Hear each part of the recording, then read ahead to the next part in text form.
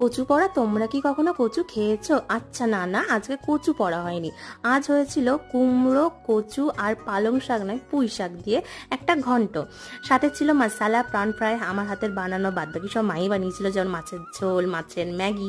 মাছের ম্যাগিটা আজকে ভালো পাইনি বাপি, সেই জন্য শুধু পেঁয়াজ দিয়ে একটু হালকা ভাজা ভাজা করে দিয়েছিল যতটুকু ছিল।